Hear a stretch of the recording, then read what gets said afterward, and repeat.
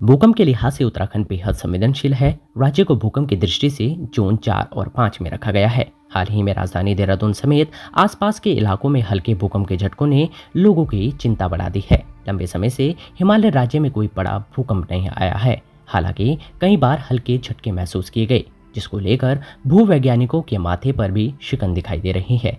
ऐसे में चिंता होना लाजमी है कि क्या राज्य में लगातार आ रहे हल्के झटके एक बड़े भूकंप को दस्तक दे रहा है, और राज्य में आखिर नए भूकंप केंद्र क्यों बन रहे हैं। ऐसे ही कुछ सवालों के जवाब जानने के लिए संवाददाता आदर्श शर्मा ने Wadia institute of Himalayan geology के पूर्व भूवैज्ञानिक डॉक्टर अजय पॉल से बातचीत की। जानकारी होनी चाहिए कि भूकंप आते क्यों हैं। इसका मुख्य कारण ये है कि जो हमारी पृथ्वी की जो सतह है, ये कई प्लेट से मिल कर के बनी है। लगभग 8 प्लेट्स हैं जो कि ज़्यादा प्रोमिनेंट है। जैसे कि हम अगर भारत भूभाग की बात करें, तो भारत जो है वो इंडियन प्लेट और यूरेशियन प्लेट के टकराने से हिमालय की उत्पत्ति हुई।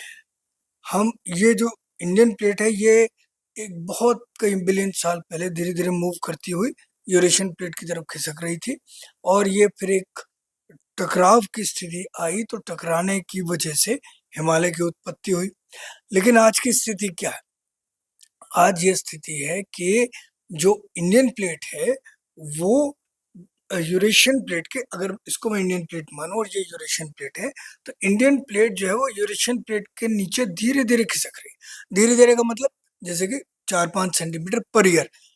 सुनने को ऐसा लगेगा कि ये बहुत ही कम संख्या है, लेकिन यदि आप देखें कश्मीर से लेकर अरुणाचल तक नीचे, तो वो लगभग ये 2800 किलोमीटर की जो है।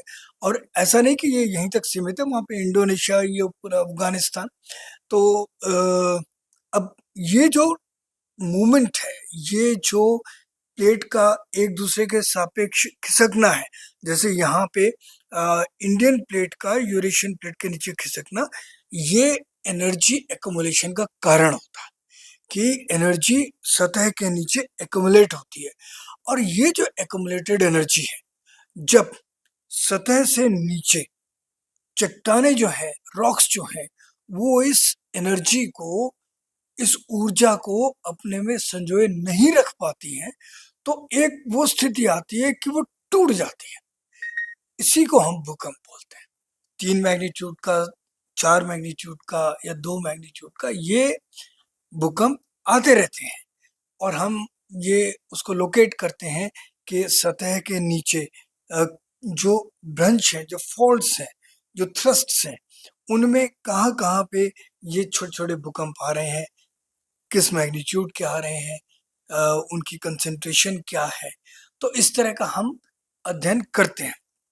कुछ ही दिन पूर्व एक देहरादून के निकट ही या ऋषिकेश के निकट ही एक 3 मैग्नीट्यूड का अर्थक्वेक आया था।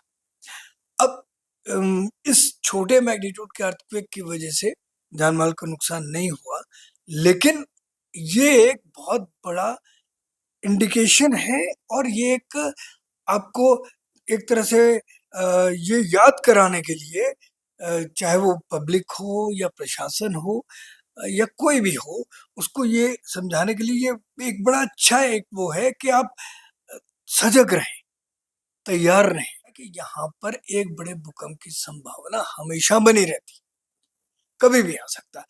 अब ये देहरादून के नजदीक ये एमबीटी है, ठीक है, यहाँ पे कुछ कम है साइस्मिसिटी, कम भूकंप आते हैं, लेकिन बड़े भूकंप को नकारा नहीं जा सकता। ये एक नेचुरल प्रोसेस है।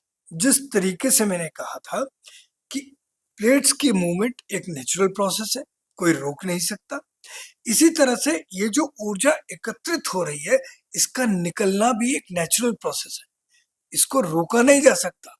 और इस बात को मैं रिपीट कर रहा हूँ कि ये एक जो छोटा सा भी भूकंप आया था, ये आपको एक, जैसे एक रिमाइंडर जिसे हम कहते हैं, कि आपको ये बताने के लिए कि आप तैयार हैं कि नहीं है।